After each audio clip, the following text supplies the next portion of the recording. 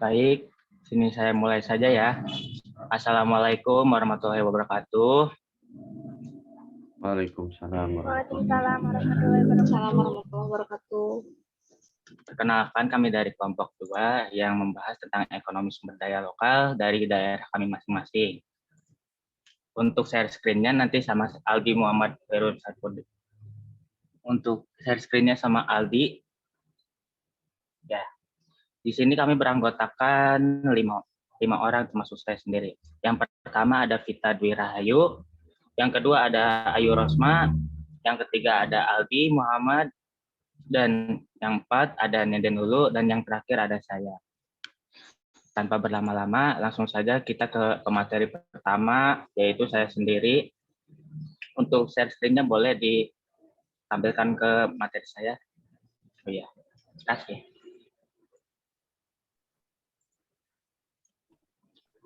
Sumber daya alam. Sumber daya alam adalah segala sesuatu yang muncul secara alami, dapat digunakan untuk pemenuhan kebutuhan manusia pada umumnya. Macam-macam sumber daya alam terdiri dari sumber daya alam hayati dan sumber daya alam non-hayati. Bisa terdiri dari hayati yaitu tumbuhan, pertanian, dan perkebunan, hewan, peternakan, dan perikanan. Lalu ada non-hayati, air, angin, tanah, dan hasil tambang. Selanjutnya,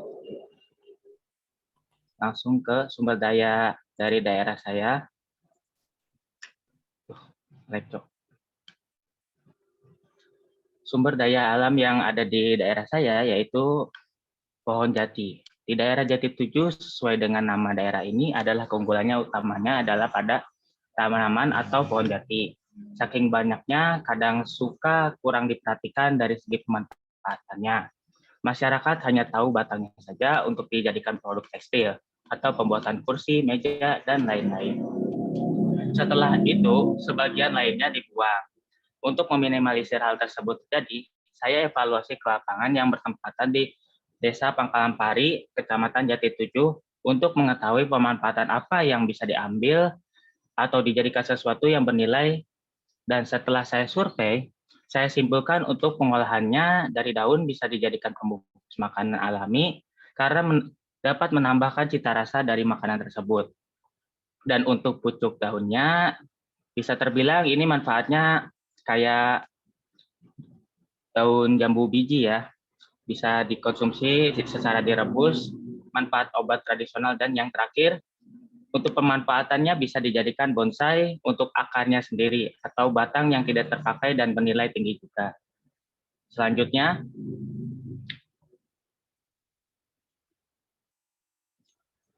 solusi untuk keseluruhan pengolahan SDA yang saya simpulkan, yaitu pertama, lebih memperhatikan alam sekitar dengan tujuan agar pemanfaatannya dapat teroptimalisasikan dengan baik. Alhasil tidak ada yang terbengkalai dan masyarakat pun dapat merasakan efek pemanfaatannya. Yang kedua, buat beberapa sektor tidak hanya dalam industri makanan tetapi pada industri lain. Jadi inovasi-inovasi yang ada pun harus dikembangkan secara menyeluruh, tidak terpatok pada produksi industri makanan saja. Yang ketiga, lebih gencar memberikan penyuluhan setiap kali desa melakukan kegiatannya. Dan yang keempat, juga masyarakat diberitahukan untuk memanfaatkan SDA secara efisien dan kebutuhan. Dan 5, menerapkan sistem daur ulang produk ketika produk dinilai rasa kurang marketnya bisa dijadikan ke yang lain. Untuk pemanfaatnya sendiri, pohon jati ini saya sudah bertanya dan analisis pada Bapak Agus selaku penjaga kebun dari pohon jati tersebut. Beliau mengatakan bahwa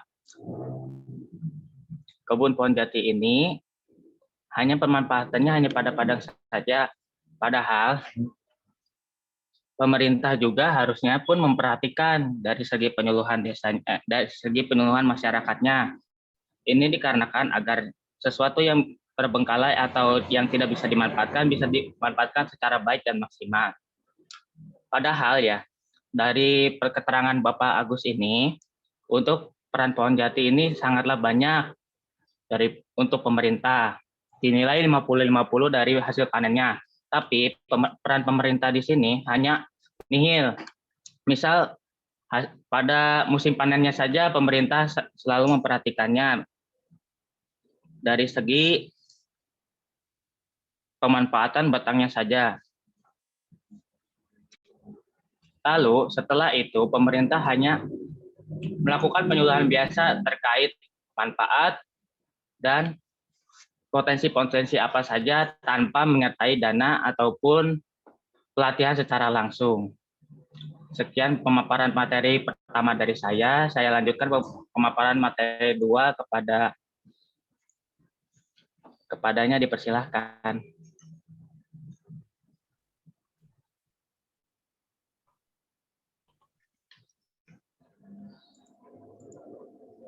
Baik, terima kasih kepada moderator yang telah memberikan waktu untuk memaparkan hasil yang saya teliti gitu. Sumber daya alam dan yang unggul di daerah Wanasari. Daerah Wanasari yang terletak di Desa Bojongkapol, Kecamatan Bojongkambir, Kabupaten Tasikmalaya, Provinsi Jawa Barat, merupakan daerah terpelosok di bagian Desa Bojongkapol, hampir mendekati kawasan wilayah daerah Kecamatan Cipatujah. Masyarakat di daerah tersebut kebanyakan bertani mulai dari menanam tanaman padi, kapulaga, dan pisang. Tetapi jika dilihat dari pendapatan tanaman tersebut, kapulaga lah yang menjadi unggul dalam penghasilan. Karena kapulaga mempunyai nilai yang lebih tinggi. Untuk 1 kilogram kapulaganya basah dapat mencapai 20.000, sedangkan keringnya mencapai 150.000. Itu untuk harga yang sekarang, tetapi setahun ke belakang lebih tinggi dari harga yang sekarang. Sedangkan untuk harga 1 kilogram padi dan pisang itu kurang dari harga kapulaga. Harga 1 kilo padi itu hanya mencapai 3.800 dan 1 kilogram pisang hanya mencapai 1.500. Jadi jauh lebih unggul kapulaga. Ketika pas tiba waktu panen, dimulai pada masyarakat yang menghasilkan pendapatan yang lebih. Penghasilannya ada yang sampai mencapai 32 juta, sehingga beliau berinisial dari penghasilan tersebut dibalikan terhadap sebuah kendaraan gitu ya, berupa mobil, dan mobil tersebut diberi julukan Barokah Kapol. Bisa dilihat ya teman-teman, ini adalah kendaraannya. Dan inilah pemilik kebun dari pemilik tersebut. Mungkin itu saja yang bisa saya sampaikan. Selanjutnya saya kembalikan kepada moderator. Baik, terima kasih kepada pemateri 2, yaitu Aldi. Selanjutnya ke pemateri ketiga, yaitu Ita. Kepadanya dipersilahkan. Terima kasih kepada moderator. Next slide-nya.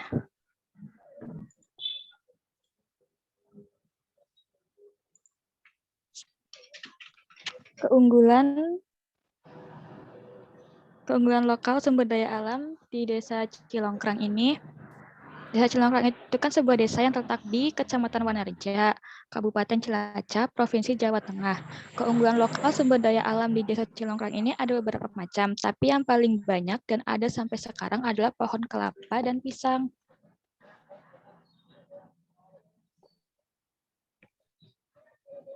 Untuk pohon kelapa, hampir warga memiliki pohon kelapa di kebunnya. Akan tetapi, di Desa Cilongkrang ini, pohon kelapa hanya dimanfaatkan air niranya saja untuk membuat gula merah. Cara pembuatan gula merah ini pun masih tradisional. Kalau saran dari saya itu untuk pemanfaatan pohon kelapa ini, selain dibuat gula merah itu bisa dibuat menjadi minyak kelapa, dan batok kelapanya bisa dibuat kerajinan. Next, selanjutnya, untuk pohon pisang ini, hampir semua warga Cilongkrang memiliki pohon pisang di kebunnya. Akan tetapi pemanfaatan buah pisang ini kurang karena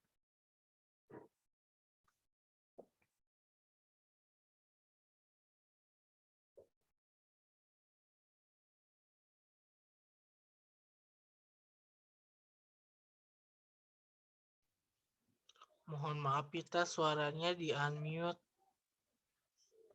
Iya, maaf.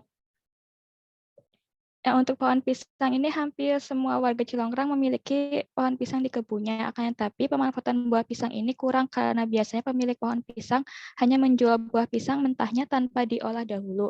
Padahal jika buah pisang ini diolah terlebih dahulu, maka akan memiliki nilai jual yang lebih tinggi daripada menjual pohon pisang mentahnya. Sebagai contoh, buah pisang ini bisa diolah menjadi salad pisang ataupun keripik pisang. Sekian dari saya. Untuk selanjutnya saya serahkan kepada moderator. Baik, terima kasih kepada Vita yang telah menjelaskan materinya. Selanjutnya ke pemateri keempat, yaitu Nenden. Kepadanya dipersilahkan. Baik, terima kasih kepada moderator yang telah mempersilahkan saya. Tapi ini sebelumnya share screen-nya nggak ada. Hilang ya? Oh, Aldi, mohon maaf, Aldinya ada kendala jaringan katanya. Oh gitu, ya udah nggak apa-apa. Ini kan bercerita tentang kampung sendiri aja ya, jadi nggak apa-apa nggak pakai share screen juga. Nah, Lulu itu surveinya di kampung sendiri gitu, tapi surveinya lewat telepon sih sebenarnya karena Lulu pribadi sekarang nggak ada di kampung gitu. Tapi insya Allah lah untuk informasinya valid. Nah, kampung Lulu itu bernama Kampung Bojong yang ada di Desa Cisitu, Kecamatan Malambong, Garut. Di Kampung Bojong ini kan Kampung Bojong itu posisinya ada di kaki Gunung Gelis ya. Nah, jadi untuk sumber daya alamnya itu sendiri lebih banyaknya itu di apa ya hasil bumi gitu kayak pertanian, terus pohon-pohonan yang paling ini tuh pohon kelapa gitu. Kenapa gitu? Lu di sini sekarang ngambilnya pohon kelapa, tapi beda sih ya. Kan kalau tadi mah kita itu lebih pohon kelapa yang menghasilkan aren. Nah, kalau ini mah pohon kelapa yang biasa nih, yang pohon kelapa gitu. Kenapa gitu lu ngambilnya yang pohon kelapa? Karena kalau apa ya namanya di kampung-kampung sebelah tuh pohon kelapa tuh udah kayak jarang banget gitu. Bahkan kan kalau orang-orang mah kalau pengen santan atau apapun kan harus beli ke pasar atau beli aja yang instan gitu. Tapi kalau di kampung Lulu sendiri gitu, alhamdulillah kelapa itu masih banyak. Tapi memang itu gitu yang sangat disayangkan adalah pemanfaatannya itu belum optimal gitu, hanya sekedar pembuatan santan dan lain sebagainya. Padahal gitu kalau kita pikirkan gitu ya, kalau banyak gitu daripada kita hanya digunakan untuk diri kita sendiri gitu kan, lebih baik kita apa ya dijadikan sebagai ladang untuk menghasilkan uang gitu, tapi bukan hanya sekedar dijual kelapa kelapa yang huluan gitu bukan, tapi bisa gitu kayak kita kadang kan kalau kita buat santan si batoknya tuh terbuang atau gimana. Nah, itu bisa sebenarnya kayak batok dan lain sebagainya tuh dibikin kerajinan. Dulu pun apa ya paman dulu pernah gitu bikin kerajinan dari batok dan lain sebagainya. Dan itu udah berapa tahun ya? Ada 10 tahunan itu masih kuat gitu sampai sekarang nggak ada cacat nggak ada cacat dan sebagainya. Tapi memang sangat disayangkan paman Lulu itu udah meninggal, jadi mungkin ilmunya belum belum terindik yang lain gitu. Tapi ya mudah-mudahan mah nanti kedepannya bisa gitu dibuat kayak kerajinan dan lain sebagainya. Tapi kalau berpikir lagi gitu kan kata Bapak juga di minggu lalu kita tuh harus bertanya juga apakah keunggulan sumber daya alam tersebut tuh bisa apa ya menjadi ciri khas tempat kita gitu ya. Nah, kalau mengenai itunya sebenarnya Lulu sendiri masih apa ya namanya, masih bingung gitu, belum yakin gitu kalau itu bisa menjadi ciri khas tersendiri gitu. Tapi kalau kita melihat lebih jauh gitu kan, kalau itu mah dari kampung Lulunya ya. Kalau kita lihat lebih jauh dari apa namanya, ke wilayah kecamatannya gitu. Kalau dari wilayah kecamatannya, Kecamatan Malambong itu alhamdulillah gitu dari sumber daya alamnya itu udah menghasilkan sesuatu yang ciri khas dari daerah tersendiri gitu. Karena kan tadi lu bilang juga ke wilayah lu itu lebih terkenalnya pertanian gitu terus sama kelapa. Nah, dari pertaniannya itu sendiri kan ada menghasilkan padi, ada menghasilkan ketan juga gitu. Nah, dari ketan itu sama daerah-daerah di Kecamatan Hulu tuh dibuat makanan yang namanya ladu yang dikombinasikan dengan gula gitu dari pohon kelapa. Nah, alhamdulillah untuk ladunya ini sendiri kalau dari kecamatan memang udah terkenal gitu. Kalau kita pergi ke suatu daerah, ih mana oleh-olehnya gitu. Pasti ladu Malambong itu alhamdulillah gitu udah terkenal pas dulu di Bandung juga karena ya gitu. Bahkan udah ada lagunya juga gitu. Dan balik lagi kemudian selain selain tadi yang ladu ketan juga Untuk di daerah Malangbong sendiri, alhamdulillah sekarang tuh pemerintah sepertinya lagi mencoba untuk menonjolkan pariwisatanya gitu. Kayak tadi kan lu bilang ada Gunung Gelis. Nah dulu Gunung Gelis itu masih terbengkalai gitu, hanya ya ada pohon-pohon pinus dan lain sebagainya, agak terurus. Kalau sekarang beberapa bulan ke belakang, nah Gunung Gelis ini mulai diurus lah sekarang tuh jadi tempat perkempingan. Jadi banyak anak muda yang ke situ. Pokoknya ya mungkin pemerintah lagi berjuang untuk bisa memajukan daerah Malangbong. Mungkin seperti itu dari Lulu, dikembalikan ke moderator.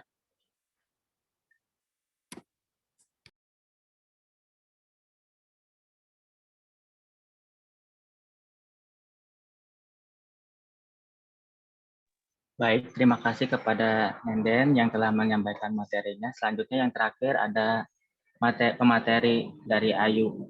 Kepadanya dipersilahkan. Baik, terima kasih kepada moderator.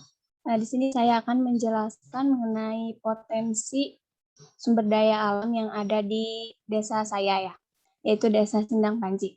Nah, kondisi geografis daerah Sendang Panji memungkinkan tumbuh subur potensi sumber daya alam yang cukup melimpah dalam bidang pertanian seperti padi, sayuran, buah-buahan, dan sektor pariwisata. Khususnya daerah Sendang Panji, Kecamatan Cikijing, Kabupaten Majalengka memiliki daerah berupa dataran, sehingga memungkinkan masyarakatnya untuk menanam padi. Sebagian besar masyarakat memilih untuk menanam padi karena selain tanahnya subur dan dekat dengan sumber mata air, padi sawah dapat memberikan kontribusi yang cukup tinggi bagi pendapatan keluarga petani di Desa Sendang Panji. Next slide. Nah, ketika musim panen tiba, persediaan padi di daerah tersebut melimpah. Sebagian besar masyarakatnya memilih untuk menjual serta dijadikan makanan pokok sehari-hari. Jika harganya sedang tinggi, tentunya akan mendapatkan keuntungan yang besar pula. Terkait dengan padi sawah sebagai sumber penghasilan bagi masyarakat, maka perlu adanya perhatian dari pemerintah untuk penyediaan lahan-lahan padi sawah, apalagi jika kondisinya jauh dari sumber mata air. Sekian yang dapat saya sampaikan. Terima kasih. Dikembalikan kepada moderator. Ya, baik. Terima kasih juga kepada Ayu telah memaparkan materinya. Baik, kepada rekan-rekanku sekalian, selanjutnya kami akan mengadakan sesi tanya-jawab. Kepada yang bertanya boleh di chat, nanti kami mencoba untuk menjawab.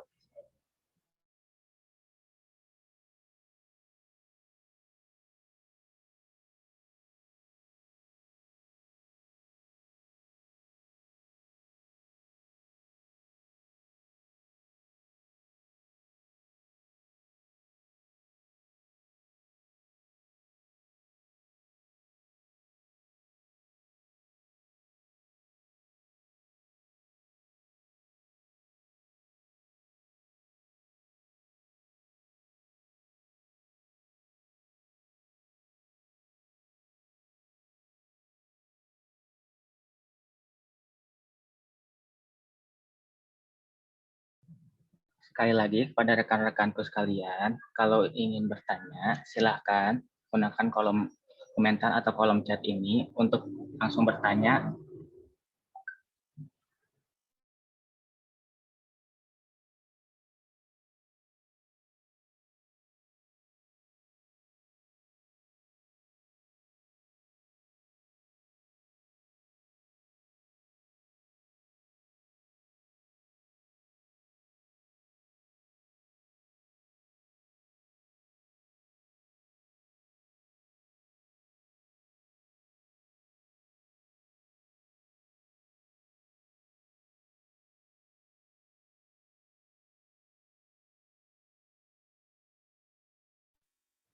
Baik, sudah ada 2 pertanyaan. Akan kami langsung jawab mungkin ya. Dari Dea, apakah Ayu sudah dapat jawabannya? Sudah, Abi. Ya, silakan untuk menjawab pertanyaan dari Dea Aulia. Ya, baik. Di sini saya akan menjawab pertanyaan dari Dea. Sebelumnya, mohon maaf, saya izin off kamera ya. Pertanyaannya,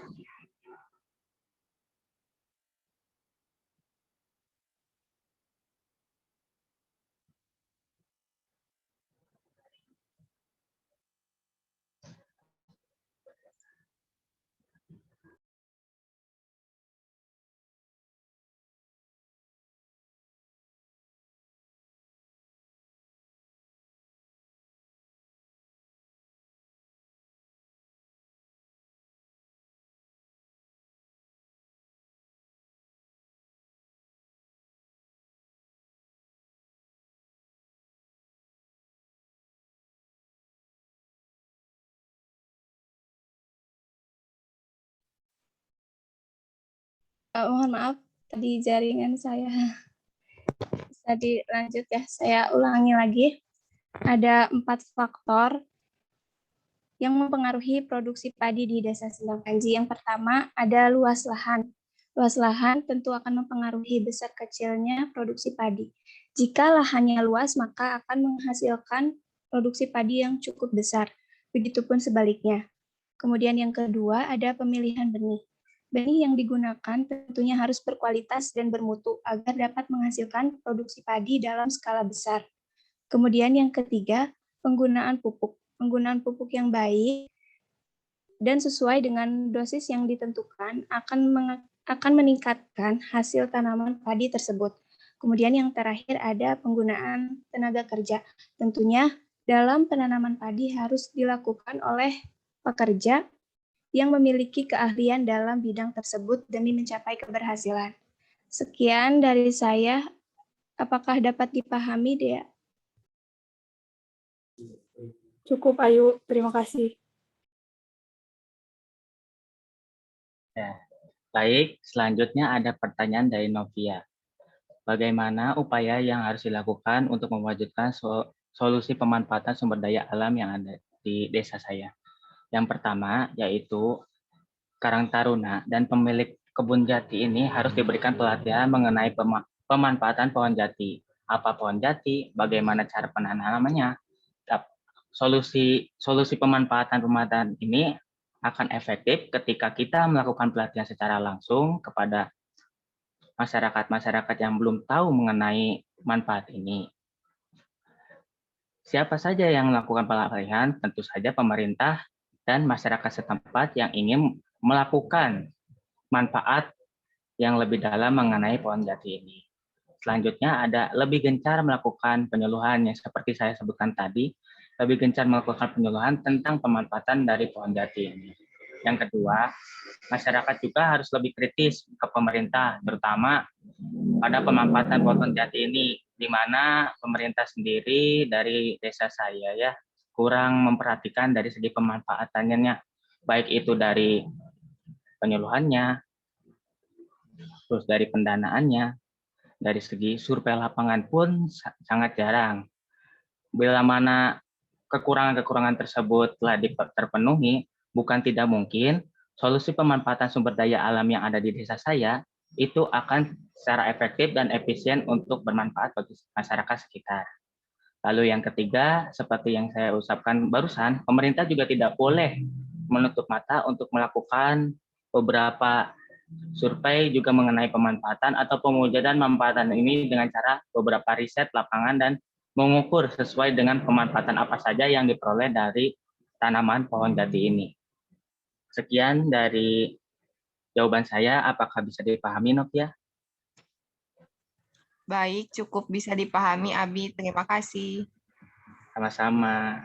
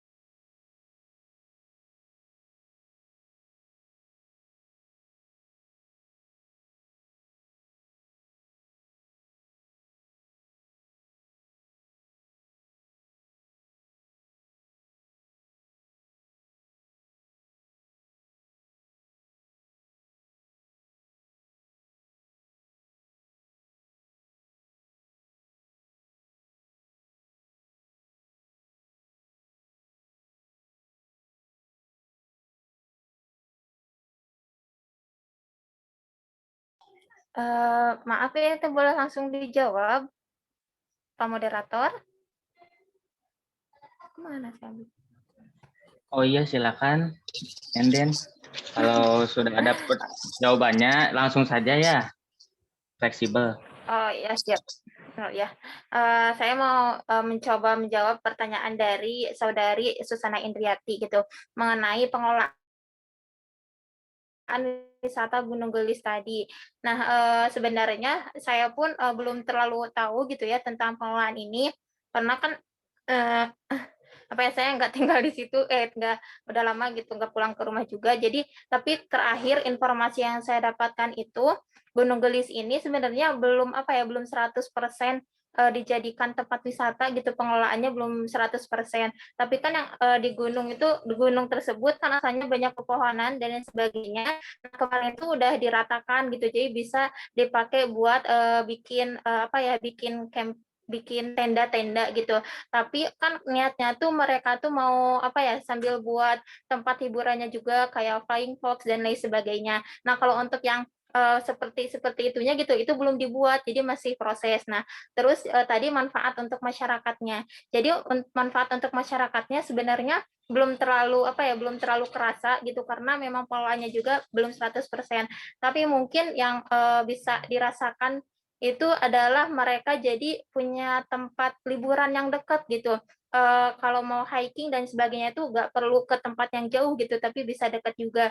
Makanya pas saya pulang ke kampung gitu, kelihatan lah gitu pada happy, bahagia gitu. Jadi mereka bisa refreshing tuh dekat gitu, nggak perlu jauh-jauh. Mungkin itu yang pertama ya gitu, manfaatnya dari segi rohani mungkin ya. Jadi mereka bisa berlibur dengan mudah gitu. Kemudian yang kedua nantinya mungkin kalau udah jadi tempat wisata, so pasti gitu ya kalau di tempat wisata banyak yang berkunjung gitu, mungkin nanti bisa gitu dijadikan tempat mencari uang gitu untuk masyarakatnya, bisa dengan berjualan dan lain sebagainya. Nah, mungkin segitu sih dari saya, Indri. Karena lu juga belum terlalu tahu sebenarnya. Iya, makasih Soalnya Lulu ada apa ya, jawabannya. kemarin-kemarin juga memang di Malambong tuh bermunculan juga gitu kayak kafe-kafe dan lain sebagainya. Jadi yang mendukung tempat wisata tersebut gitu. Jadi adanya tempat wisata bisa mengundang lahan mata pencaharian yang lainnya gitu sih.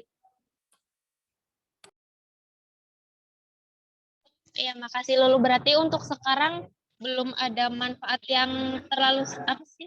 Yang maksudnya belum ada manfaat yang begitu signifikan gitu ya buat masyarakatnya karena emang masih dalam tahap pengelolaannya. Iya betul seperti itu. Jadi belum terlalu kerasa, hanya paling bisa liburan gitu kalau kemarin yang lo rasakan. Makasih Lulu. Baik, terima kasih kepada yang sudah bertanya maupun yang sudah menjawab. Untuk pertanyaan yang selanjutnya, karena dari beberapa anggota kelompok kami ada terkendala jaringan, mohon bersabar ya, dan untuk menunggu. Untuk jawabannya pasti ada, cuma ini karena jaringan saja. Harap maklum karena situasi yang daring seperti ini, kita juga tidak bisa mengendalikan gitu ya.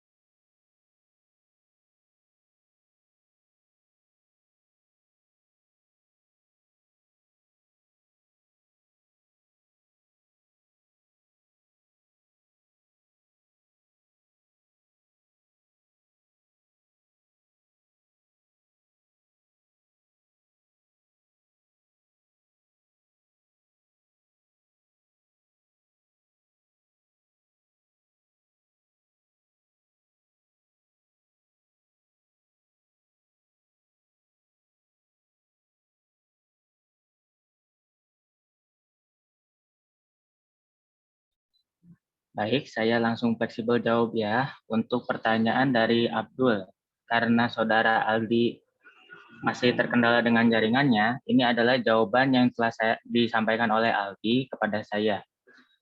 Kapulaga sudah dikoordinasi dari pemerintah daerah sebagai ciri khas dari daerah tersebut karena daerah tersebut sudah tercetak sebagai penghasil petani paling tinggi di daerah tersebut. jawaban singkatnya mungkin segitu. Abdul, apakah bisa dipahami? Baik, terima kasih Abi yang telah menyampaikan jawabannya. Ya, sama-sama Abdul. Kalau kurang pas jawabannya nanti bisa PC saja dengan saudara Aldi mungkin ya, terkait mengenai jawaban-jawaban Abdul yang dinilai pertanyaan Abdul yang dinilai kurang daripada yang jawaban yang diinginkan oleh Abdul.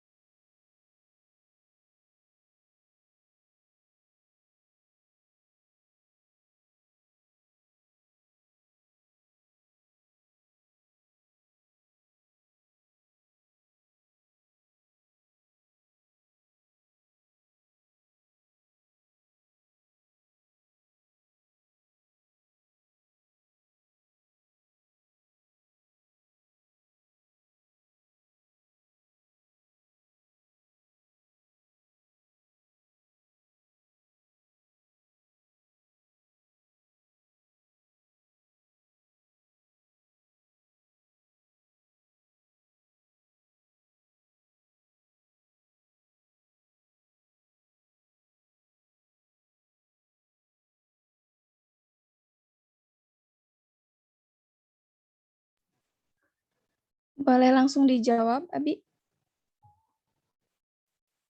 Oh iya, silakan Ayu, kepada Ayu untuk menjawab pertanyaan dari Ya, Muhammad. mohon maaf Baik, tadi terkendala jaringan ya teman-teman. Saya akan menjawab pertanyaan dari Salma Nabila. Yang pertanyaannya itu mengenai keunggulan desa. Itu yang soal padi, bagaimana penanganan pasca panennya. Untuk penanganan pasca panen itu berupa perontokan, pengupasan, pembersihan, pengeringan, pengemasan, dan penyimpanan, serta pencegahan serangan hama dan penyakit. Nah, kalau untuk keadaan kelembagaan yang mendukung pertaniannya itu saya kurang tahu, soalnya saya tidak mencari tahu lebih dalam tentang kelembagaannya. Seperti itu. Apakah dapat diterima, Salma? Baik, terima kasih Ayu atas jawabannya. Iya, sama-sama. Ya, baik, karena pertanyaan-pertanyaan yang telah terjawab, kami cukupkan sekian untuk presentasi kelompok 2. Mohon maaf apabila ada kendala seperti tadi, yaitu lost connection. Ya, itu mah di luar kendali kelompok kami. Mohon maaf yang sebesar-besarnya untuk rekan-rekan bila mana dirasa kurang sreg gitu dengan apa pembawaan dari kelompok 2. Sekian dari kelompok kami. Wassalamualaikum warahmatullahi wabarakatuh. Waalaikumsalam warahmatullahi wabarakatuh.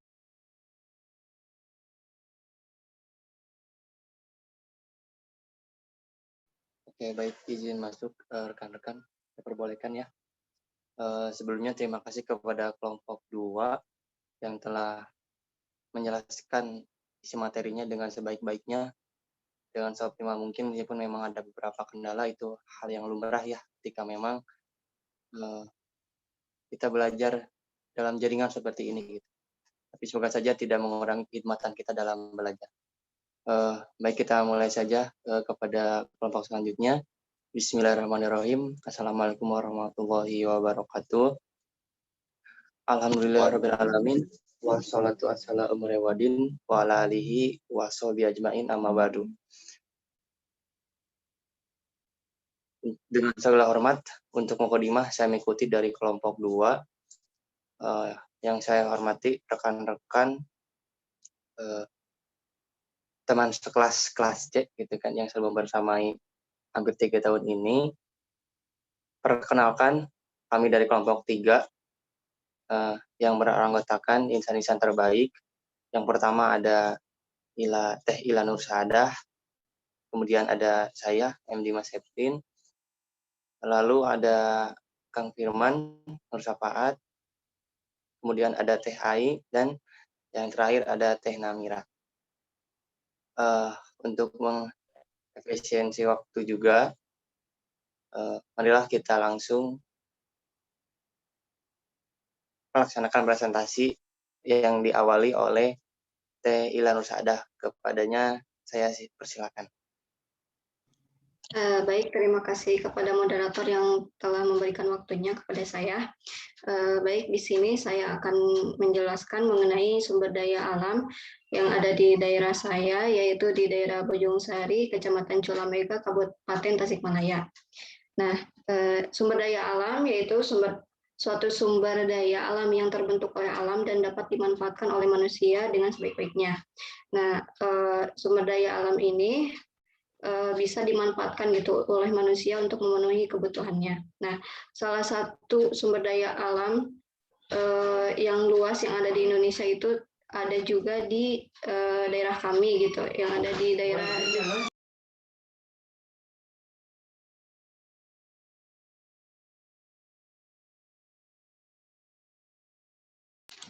mohon maaf ada kendala sedikit. Ya, saya lanjutkan ya. Untuk sumber daya alam yang ada di daerah Desa Bojong Sari ini, salah satunya yaitu padi, kemudian ada kapulaga, sama seperti tadi ya dari kelompok 2, kemudian ada buah-buahan seperti pisang dan lain sebagainya. Nah, sumber daya alam yang ada di daerah Bojong Sari ini didukung dengan kondisi geografis desa yang terhampar banyaknya gunung-gunung serta kelestarian alam yang masih terasa. Seperti dilihat dalam foto, daerahnya masih asri ya teman-teman. Nah, kemudian ini di desa Bojong Sari ini banyak sekali tumbuh tanaman kapulaga yang sangat bermanfaat jika dapat diolah dengan baik. Nah, kapulaga atau dalam bahasa Sundanya itu kapol, kalau biasa orang sini bilang, kapol ini atau kapulaga ini diproduksi atau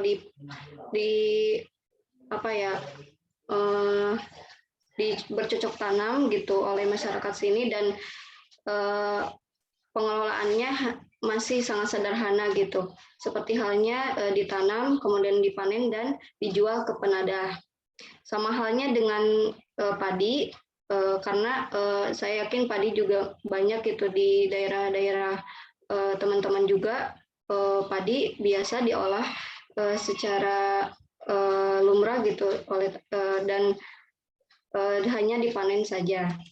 Kemudian, nah, kapulaga ini biasanya dipanen setiap 6 bulan sekali dengan harga biasanya kalau lagi panen itu 25.000 per kilogram. Nah, masyarakat masyarakat mengelola kapulaga ini hanya dipanen, kemudian diambil buahnya atau bijinya, kemudian dijual ke penadah tanpa diolah terlebih dahulu. Ini foto buah kapulaga yang sudah kering. Nah, selanjutnya selain dari kapulaga ini ada juga buah-buahan seperti halnya pisang dan pepaya yang sudah dibudidayakan oleh masyarakat Desa Bojong Sari. Namun memang sifatnya masih individual gitu. Mereka mengelola sendiri untuk memenuhi kebutuhannya. Kemudian deskripsi pemanfaatan. Nah, di sini saya menonjolkan kapulaga ya teman-teman, karena mungkin dari teman-teman sendiri ada yang belum mengenal apa itu kapulaga gitu. Nah, adapun pemanfaatan dari sumber daya alam Kapulaga ini bisa dimanfaatkan sebagai obat batuk. Nah, kenapa bisa menjadi obat batuk? Karena sesuai dengan penelitian yang dilakukan oleh Supriyani tahun 2019, tanaman atau biji dari Kapulaga ini banyak sekali manfaatnya, teman-teman.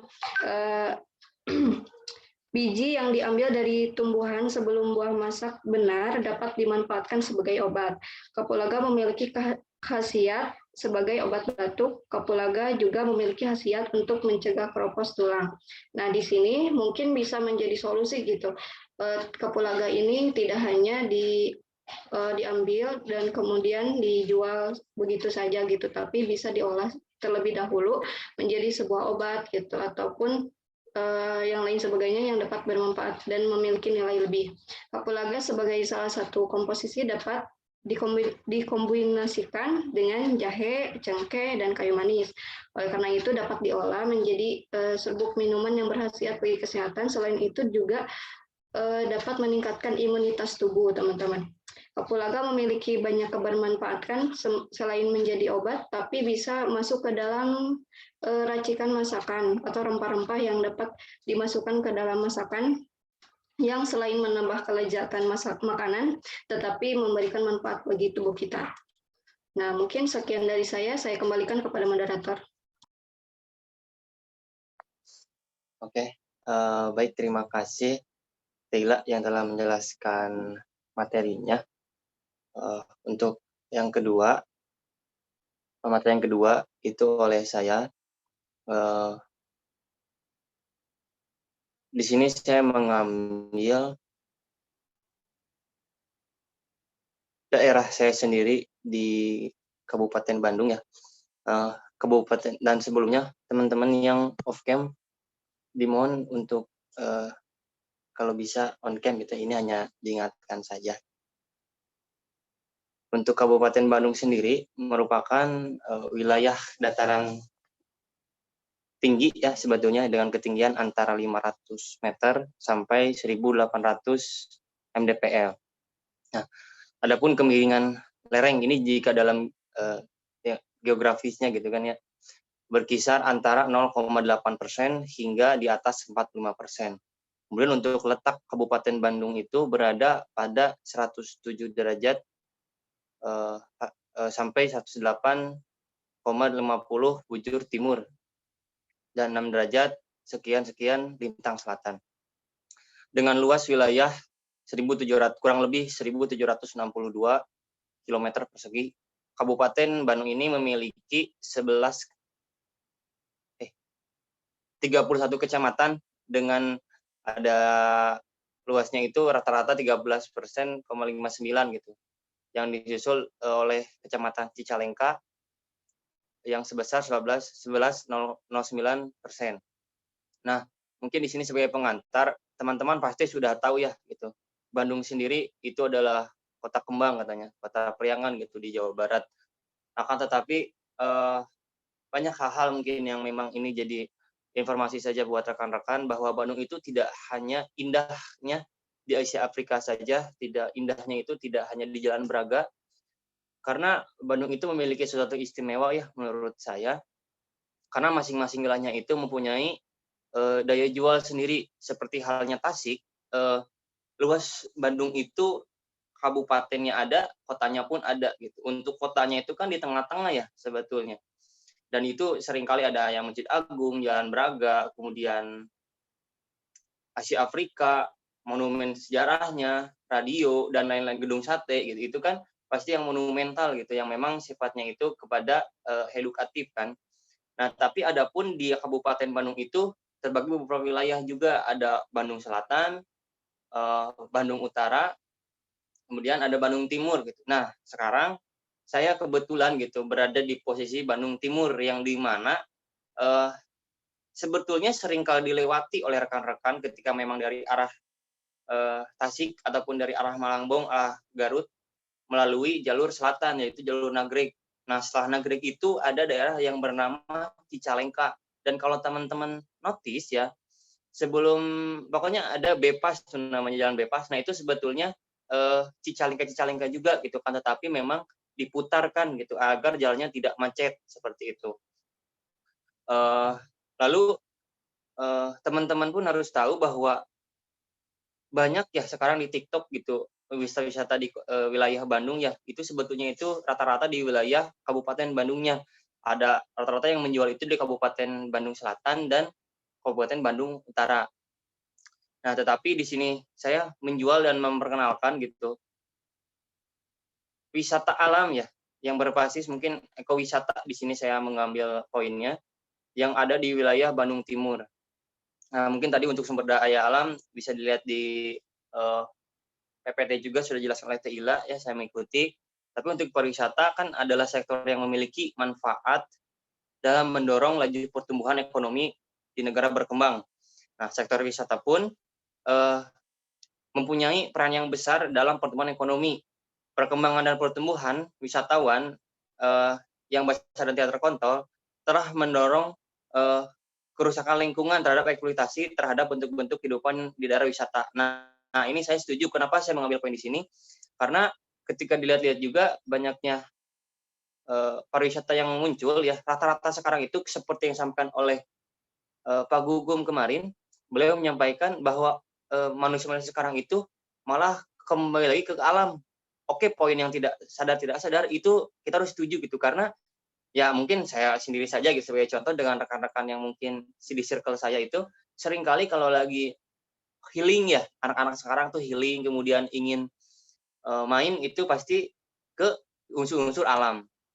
Nah, boleh di next ya. Punten. Nah, di sini mungkin lihat di foto ya, cuman satu saja itu, mohon maaf.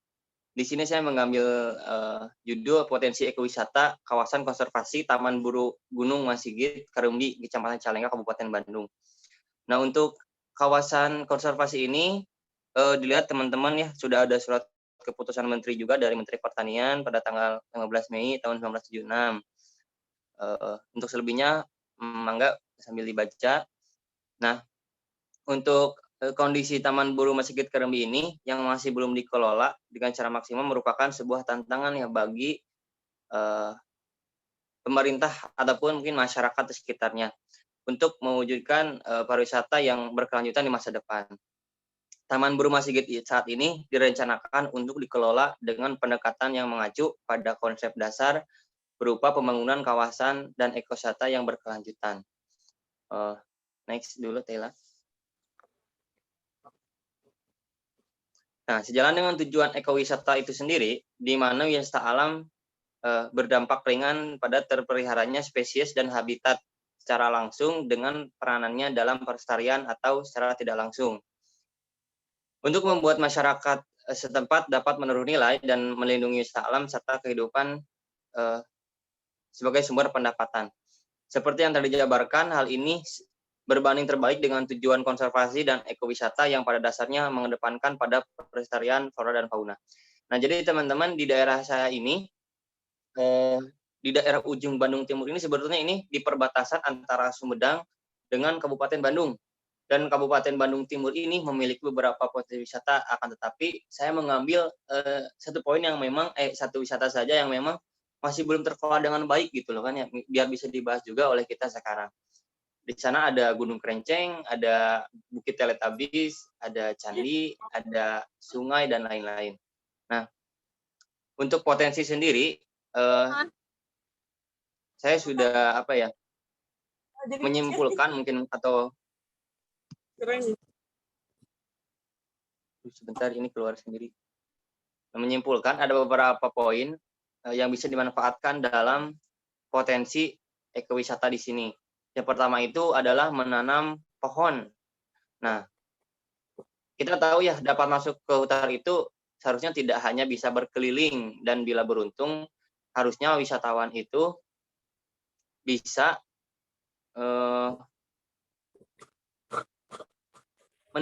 ikut menanam pohon, setidaknya satu pohon gitu dalam setiap kunjungan mereka. Kenapa? Karena itu adalah kebermanfaatan dan mempunyai kemaslahatan yang baik ya bagi semua umat manusia gitu. Karena kita tidak tahu gitu pohon yang kita tanam itu akan bermanfaat itu 5 atau 10 tahun bahkan 50 tahun ke depan, dan itu termasuk juga kepada generasi-generasi kita selanjutnya. Nah, kemudian di sana pun sebetulnya sudah ada rumah pohon ya untuk potensi wisatanya itu. Jadi mengundang seperti untuk pre-wed kalau tidak salah itu teman-teman saya yang udah sold out gitu ya. Pada di sana gitu untuk fotonya, karena di sana sangat menarik dan memang bentuknya seperti rumah kurcaci. Mungkin teman-teman sudah terbayang ya seperti apa rumah kurcaci gitu ya. Bukan gubuk derita ya, tapi rumah pohon gitu. Di sana juga bisa disewa bahkan seperti hotel gitu kurang lebih. Kalau dulu itu saya SMA 300.000 per malam. Memang sedikit mahal tapi saya yakin gitu akan terbayarkan dengan segala hal yang ada di dalamnya. Kemudian ada hutan buru. Nah, hutan buru ini teman-teman dari katanya juga sudah ada tahu ya, hutan buru itu di sana itu banyak rusa kawan-kawan. Tapi dulu sekarang nggak tahu ada, nggak tahu enggak. Soalnya saya kemarin terakhir ke sana, saya tidak melihat rusa gitu. Saya tidak melihat rusa, tidak melihat adanya hewan-hewan gitu, hewan liar yang memang biasanya dulu waktu SMP, SMA itu masih banyak. Saya tidak tahu gitu, tapi untuk taman buru ini biasanya dulu menjadi taman buruan gitu, yang dimana banyak pemburu yang memang masih memanfaatkan hobinya, kegiatannya itu dalam di kawasan konservasi Masjid Karumdi ini. Nah, kemudian selanjutnya bisa dimanfaatkan dari segi pemanfaatannya itu bisa menggunakan untuk camping ground. Ini yang paling sering dilakukan oleh anak-anak generasi Z ya seperti kita, di mana untuk wisata ini kan bernuansa dan menjual alam ya, karena letaknya sendiri itu sangat jauh dari pemukiman warga. Nah, di sini pun ada camping ground, beberapa camping ground gitu tempatnya sangat luas. Ada ground A, ground B, ground C, ground D sampai ground E kalau tidak salah waktu itu. Untuk sekarang saya tidak tahu kan, tapi mungkin saya tadi, nah ini yang di foto sebelumnya dan di foto sekarang itu adalah kawasan camping ground yang baru, yang dimana itu tidak terlalu jauh jaraknya dengan yang lama, karena yang lama itu harus menempuh jarak sekitar 20 menit sampai 30 menit untuk berjalan. Ini kita pinggir jalan saya, dekat pinggir jalan saja sudah mendapatkan nuansa vibe seperti ini gitu. Nah, lalu ada penangkaran rusa. Nah, penangkaran rusa itu dulu ada, tapi saya tidak tahu sekarang semenjak COVID karena sudah ditutup juga ya, karena semi ditutup, dan memang tidak tahu gitu ya untuk rusa itu ada atau tidak, tapi saya yakin ada, tapi belum terlihat. Kemudian untuk pemanfaatan itu bisa menggunakan untuk outbound gitu. Nah, di sini biasanya banyak family gathering gitu yang datang setiap minggu hanya sekedar untuk mincuk ya, mincuk di apa, mohon maaf kan mincuk apa ya, ngaliwat gitu kan, atau nimbel lah istilah Sundanya itu, nimbel di gunung gitu ya. Orang-orang saya itu sering gabutnya seperti itu gitu, aneh juga sih. Tapi banyak-banyak untuk family gathering gitu, di sana bisa sambil menikmati alam, sambil menikmati tarik nafas yang sangat nikmat, mungkin seperti itu. Lalu untuk nanti bila ada yang bertanya lagi ya, pemerintah ini apakah berkoordinasi dengan baik atau tidak? Tidak. Gitu. Saya tekankan tidak, karena kenapa? Saya juga sangat menyayangkan gitu ya dengan adanya seperti ini. Di kawasan saya itu sangat baik sebetulnya bila dikelola, tapi kerjasama dengan pemerintahnya itu masih kurang gitu. Dari awal SMA saya sering kali berngobrol dengan Pak Darmanto. Beliau itu adalah anggota Wanadri. Beliau sudah lama gitu mengelola di sana, bahkan beliau bercerita bahkan masyarakat di sana pun seringkali malah ada yang pro, ada yang kontra. Kenapa? Karena ada yang pro itu yang emang yang pola pikirnya itu kepada ekonomi ya, perekonomian. Karena otomatis ya ketika memang wisata itu banyak di wilayahnya, pasti kan orang-orang pun gitu, para wisatawan bakal datang dan memang tidak langsung akan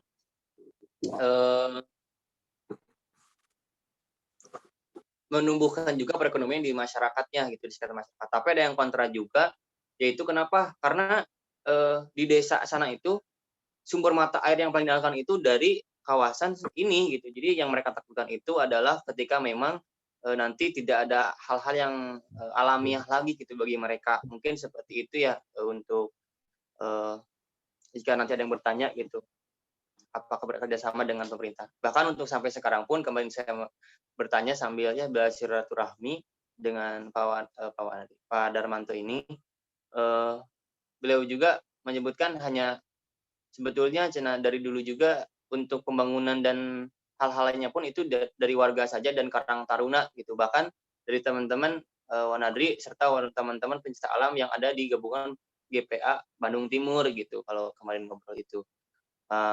Mungkin sekian dulu ya dari saya, mohon maaf sedikit panjang karena saya juga semangat apabila mana memang membahas mengenai hal-hal ini. Untuk selanjutnya kepada Kang Firman, saya silakan untuk melakukan presentasinya. Terima kasih sebelumnya. Baik, terima kasih kepada Saudara Dimas selaku moderator. Selanjutnya di sini saya akan menyampaikan informasi mengenai potensi sumber daya alam yang ada di wilayah saya, yaitu di Desa Pasironi. Desa Pasironi merupakan salah satu desa yang terdapat di Kecamatan Ciawi, Kabupaten Tasikmalaya, Jawa Barat. Desa Pasironi ini memiliki jarak dari desa ke Kecamatan Ciawi itu sekitar 3 km, sementara ke Kabupaten Tasikmalaya sekitar 38 km. Letak geografis Desa Pasironi ini termasuk ke dataran. Desa Pasironi memiliki 8 dusun yang di dalamnya terdiri dari 42 RT dan 16 RW. Jumlah penduduk di Desa Pasironi mencapai 6.214 jiwa yang terdiri dari 3.168 laki-laki dan 3.046 perempuan, serta jumlah kepala keluarga sebanyak 2.002. Slide selanjutnya. Nah, adapun potensi sumber daya alam di Desa Pasironi ini berupa situ Citilu. Situ Citilu ini merupakan sebuah situ yang terletak di Kabupaten Tasikmalaya, tepatnya di Kampung Citilu, Desa Pasironi, Kecamatan Ciawi, Kabupaten Tasikmalaya. Tempatnya yang dekat dengan pesawahan sehingga situ Citilu ini sering digunakan sebagai sumber pengairan area pertanian oleh sebagian masyarakat sekitarnya. Selain sebagai sumber pengairan, situ Citilu juga digunakan untuk budidaya ikan yang nantinya dapat diambil sewaktu-waktu oleh masyarakat Citilu. Sebagian masyarakat ada yang memanfaatkannya untuk dikonsumsi, ada juga yang memanfaatkannya sebagai sumber penghasilan dari hasil penjualan ikan tersebut. Dengan adanya situ Citilu ini juga dapat membantu masyarakat sekitarnya untuk memenuhi kebutuhan air sehari-hari, seperti untuk mencuci pakaian dan sebagainya, sehingga tidak akan khawatir lagi apabila terjadi kekeringan karena mendapat cadangan air yang melimpah. Namun, masyarakat dan pemerintah daerahnya masih belum bisa mengoptimalkan keberadaan situ ini, karena apabila masyarakat dan pemerintahnya melihat peluang, mungkin bisa saja situ Citilu ini dijadikan tempat pariwisata yang nantinya dapat membantu perekonomian lebih masyarakat setempat. Karena dengan hadirnya pariwisata di tempat tersebut, maka akan banyak masyarakat Citilu yang mendapat penghasilan dari kegiatan berdagang, membuka jasa, ataupun usaha lainnya. Sektor pariwisata juga bisa menyerap tenaga kerja yang bisa meningkatkan perolehan atau pendapatan dan juga kesejahteraan masyarakat sekitarnya. Mungkin sekian dari saya. Saya kembalikan ke moderator. Oke, baik, terima kasih. Selanjutnya kepada Teh Ai ya, saya silakan, mangga Teh Ai. Baik, terima kasih kepada moderator. Sebelumnya teman-teman saya izin mematikan kamera ya dikarenakan jaringannya kurang stabil, takutnya nanti tiba-tiba keluar. Nah, di sini saya akan menjelaskan mengenai sumber daya alam yang berada di Desa Wangunsari, Kecamatan Bantar Kalong, Kabupaten Tasikmalaya. Sebelum saya menjelaskan mengenai SDA yang ada di desa saya, terlebih dahulu saya mengulas lagi gitu ya pengertian dari sumber daya alam. Sumber daya alam merupakan segala sesuatu yang berasal dari alam yang bisa dimanfaatkan keberadaannya karena memiliki manfaat dan nilai guna untuk dapat memenuhi kebutuhan masyarakat setempat di mana sumber daya alam itu berada. Nah, Indonesia merupakan negara dengan sumber daya alam yang cukup banyak. Hanya saja tak sedikit sumber daya dari beberapa daerah di Indonesia yang tidak dimanfaatkan atau tidak dikelola dengan baik. Entah itu karena faktor SDM atau yang lainnya. Begitu juga dengan salah satu wilayah di Kabupaten Tasikmalaya, yaitu di Desa Wangunsari, di desa saya sendiri gitu. Selanjutnya, wilayah Desa Wangunsari berada di ketinggian kurang lebih 60 meter di atas permukaan laut, dengan luas wilayah 13,04 meter kuadrat. Secara geografis, Desa Wangunsari memiliki letak tidak strategis. Hampir seluruh wilayah kontur tanahnya tinggi dan labil, diapit pegunungan yang terjal dengan jarak tempuh ke ibu kota kecamatan 17 km dan jarak tempuh ke ibu kota kabupaten 80 km. Desa Wangunsari termasuk daerah yang subur untuk pertanian, termasuk persawahan dengan sistem pengairan tada hujan 35% dan irigasi setengah teknis 65%. Nah, untuk sumber dayanya sendiri di Desa Wangunsari itu banyak ya, diantaranya ada pohon aren, sawah, ya seperti padi gitu, pisang, umbi-umbian, seperti singkong, ubi, dan sebagainya. Nah, sumber daya tersebut ada yang sudah dapat dimanfaatkan dengan baik, dan ada juga yang masih kurang dalam pengelolaannya. Contohnya, di salah satu kampung yang berada di desa ini, yaitu di Kampung Lalis, di kampung saya sendiri. Di Kampung Lalis sendiri masih banyak sumber daya yang masih kurang gitu dalam pengelolaannya, diantaranya yaitu pohon aren dan juga umbi-umbian. Sebentar.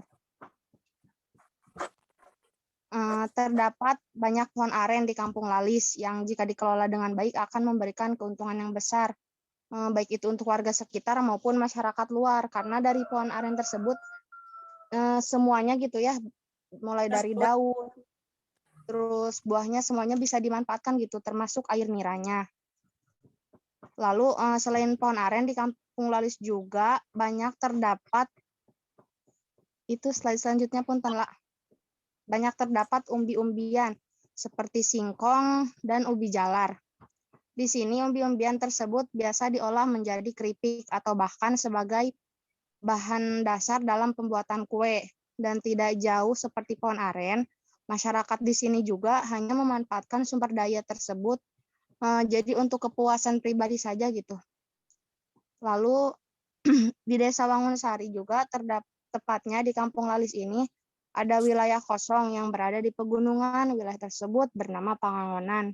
Di sana terbentang beberapa hektar lahan kosong dan juga tumbuh beberapa pepohonan seperti pohon pinus. Dan mohon maaf ya untuk Pangangonan sendiri, saya nggak bisa melampirkan fotonya karena lokasinya cukup jauh gitu di pegunungan dan waktu itu teh hujan gitu, jadi nggak memungkinkan gitu kalau misalnya saya ke sana. Mangga slide selanjutnya lah.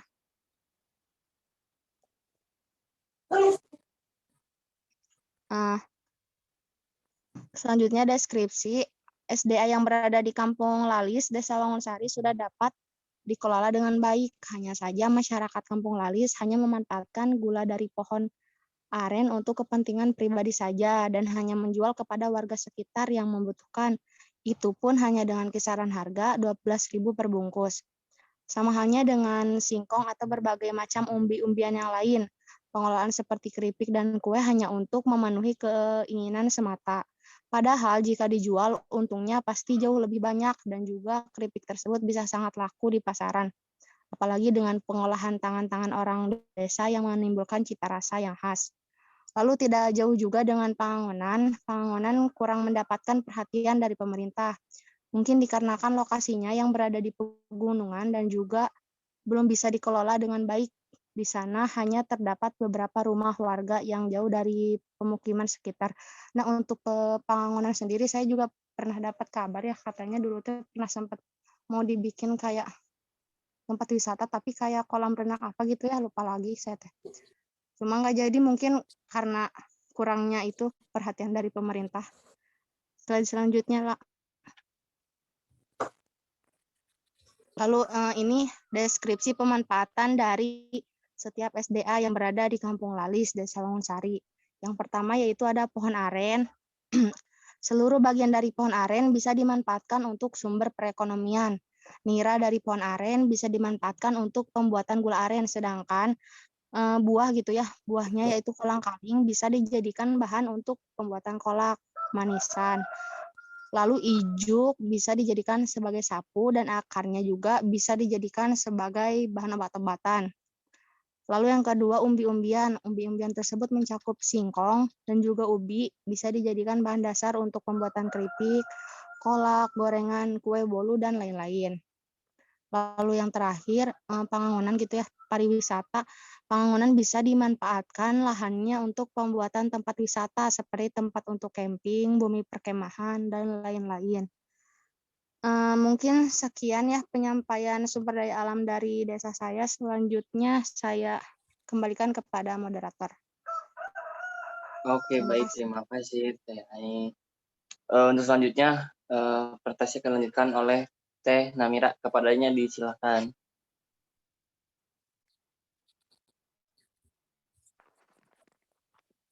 Ya, terima kasih Dimas selaku moderator yang telah mempersilahkan saya untuk memaparkan sumber daya alam yang ada di desa saya gitu, yaitu Desa Adimulya, Kecamatan Wanarja, Kabupaten Cilacap. Sebelumnya saya mau memaparkan dulu bahwa desa saya ini satu kecamatan dengan desanya Pita yang tadi ada di kelompok 2. Jadi sumber daya alamnya pun tidak jauh berbeda gitu dari yang tadi dipaparkan oleh Vita. Jadi wilayah Kabupaten Cilacap pada umumnya mempunyai topografi yang beragam, namun kondisi topografi rata-ratanya merupakan dataran rendah. Dikarenakan sebagian besar wilayah Cilacap mempunyai topografi dataran rendah, maka di desa saya, Desa Adimulya, memiliki sumber daya alam pertanian yang cukup melimpah seperti padi, palawija, dan kelapa. Lalu sumber daya alam pertanian. Pada umumnya memang banyak ditemui di desa-desa seperti saya kan tinggal di dusun kan, dusunnya itu dusun Cukang Leles Wetan, masuk ke Desa Adimulya yang terdapat lahan pertanian berupa sawah yang cukup luas. Persawahan ini difungsikan sebagaimana fungsinya gitu pada umumnya ya untuk menanam padi gitu kan. Salah satu sumber daya yang dihasilkan yaitu padi kan.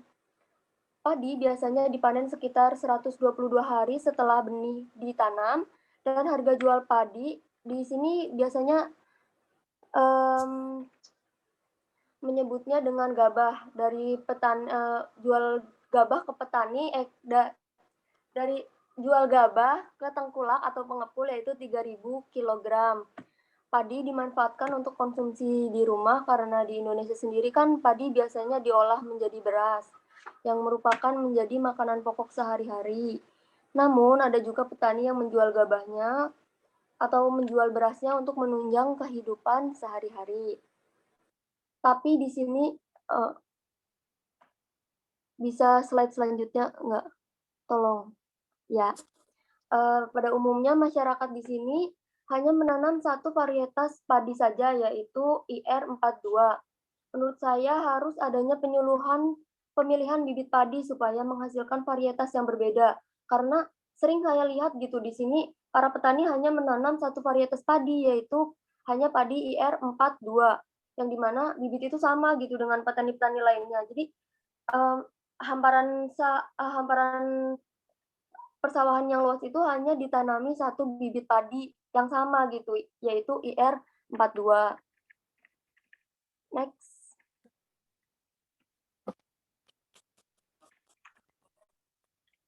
Nah, selanjutnya, namun pada musim kemarau seperti ini, banyak sawah di sini yang dialihfungsikan untuk menanam tanaman palawija seperti kedelai. Namun ada juga yang menanam tanaman labu gitu. Mohon maaf juga kedelainya tidak masuk ke dalam sana karena saya kelupaan gitu, nggak menginput ke PPT. Hal ini disebabkan karena area sawah di Dusun Cukang Leles Wetan merupakan sawah tada hujan yang tidak dialiri oleh irigasi. Jadi menurut saya gitu seharusnya persawahan di sini tuh harus apa ya dibangun gitu irigasi karena kurangnya pengairan ke sawah mengingat saat ini hanya mengandalkan air hujan saja. Namun, hal ini seharusnya pemerintah juga turut membantu pembangunan irigasinya karena biaya pembangunan itu kan tidak sedikit ya.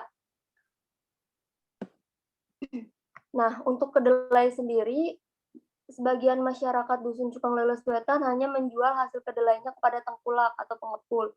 Tapi ada nih beberapa yang mengolah kedelai itu terlebih dahulu seperti menjadi tempe yang kemudian dijual di warung-warung sekitar.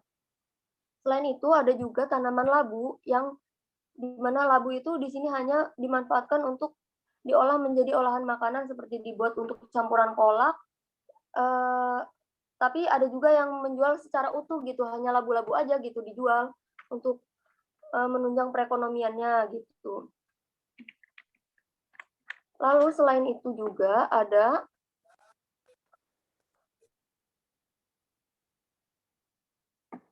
selain sumber daya persawahan yang menghasilkan padi dan tanaman palawija serta labu, di Dusun Cukang Leles Wetan juga mempunyai sumber daya alam yaitu perkebunan kelapa. Masyarakat di sini banyak mengolah sumber daya alam kelapa menjadi gula merah, tapi mengolahnya masih secara tradisional yang dapat dijual guna meningkatkan perekonomiannya dengan harga 12.000 1 kilogram gitu. Jadi biasanya gitu di sini kan ada beberapa yang membudidayakan membuat gitu kan, membuat gula merah. Beberapa di antaranya itu dapat sehari itu dapat menjual 15 kg gula gitu. Tidak hanya itu saja, pohon kelapa bisa dimanfaatkan lidinya sebagai sapu lalu dijual, tapi itu hanya beberapa orang saja gitu. Mungkin dari saya sekian. Saya kembalikan kepada Dimas selaku moderator. Oke, baik. Terima kasih Tera Mira serta rekan-rekan kelompok 3 yang telah menjelaskan materinya. Kepada rekan-rekan, apabila yang ingin tanyakan disilakan bisa langsung on mic ataupun di chat saja. Terima kasih.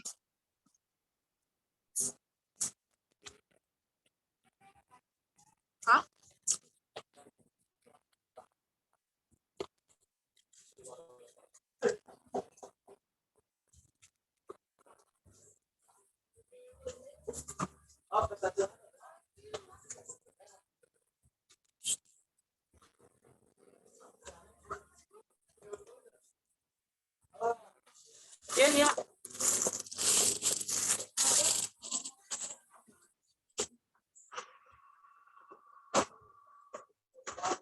Titipnya lu teh Yani di dia.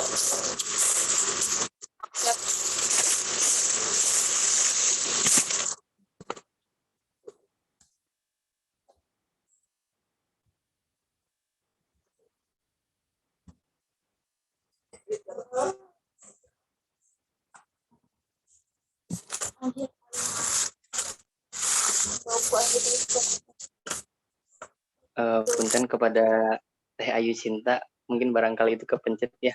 Jadi on mic, Teh.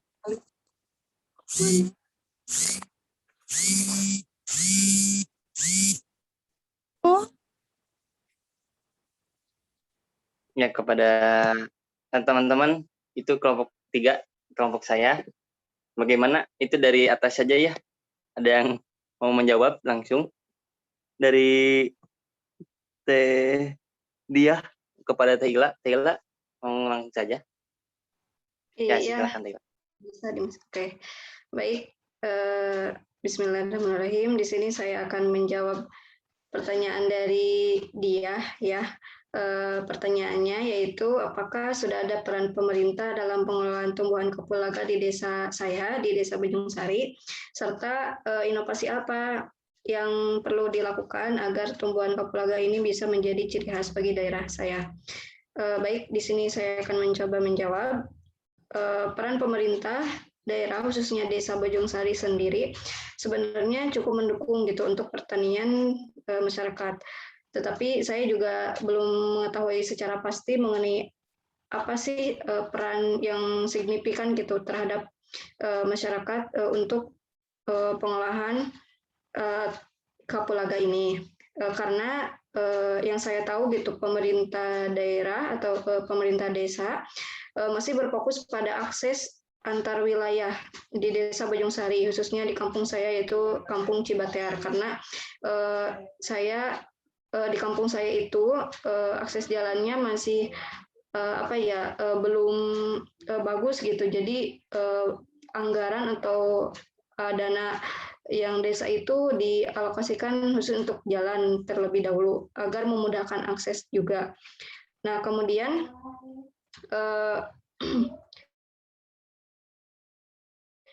jadi di desa saya itu pengelolaannya masih individu gitu, jadi masih sendiri-sendiri saja yang mempunyai kebun yang mengelolanya gitu sendiri gitu dan menjualnya sendiri. Kemudian inovasi yang bisa dilakukan untuk menjadikan Kapulaga ini menjadi ciri khas tentunya harus menonjolkan ya yang berbeda gitu.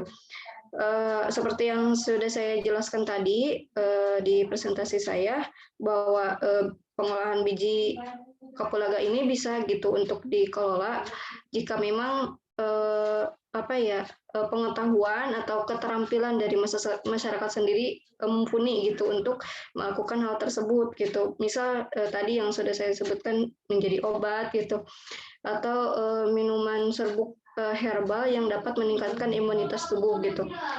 Karena tentu hal tersebut jika ingin dilaksanakan perlu adanya dukungan gitu baik dari peran pemerintah ataupun masyarakat sendiri gitu. Dan memang perlu ada pihak-pihak yang mendukung untuk mensosialisasikan gitu dan bagaimana cara pengolahan yang baik dan benarnya gitu. Mungkin sekian dari saya, apakah bisa diterima oleh dia? Ya, bisa dipahami lah. Terima kasih. Sama-sama, saya kembalikan kepada moderator. Oke, baik. Terima kasih, Teh Ila, untuk jawabannya. Semoga dipahami oleh penanyanya. Untuk selanjutnya mungkin kita mengurut saja ya, karena itu ada dari Teh Dina, dan itu bertanya kepada saya, sekaligus dari tadi Teh Salma ya, yang bertanya kepada saya akan menjawab dua jawaban sekaligus itu, dan memang sebetulnya bersangkutan juga gitu dengan apa yang ingin saya jawab. Terima kasih sebelumnya atas pertanyaannya. Sebetulnya, saya on point-nya di sini adalah memang bagaimana masih